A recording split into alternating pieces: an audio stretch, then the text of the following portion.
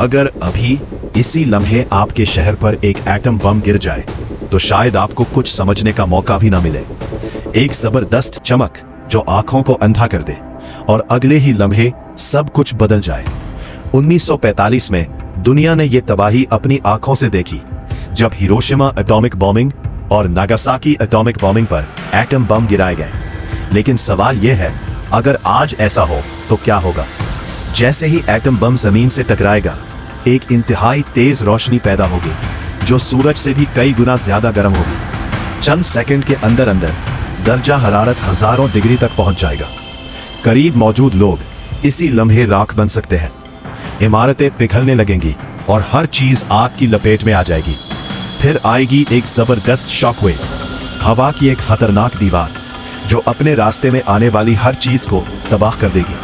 घर, इमारतें, गाड़ियां, सब कुछ मिट्टी में मिल जाएगा। लेकिन असल खौफ अभी बाकी है।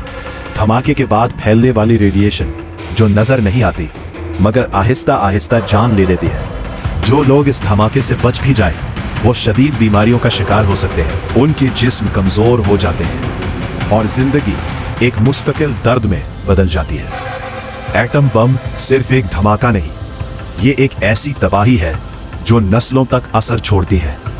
और शायद यही वजह है कि आज भी दुनिया इस हथियार से खौफजदा है, क्योंकि एक लम्हा सब कुछ खत्म करने के लिए काफी होता है।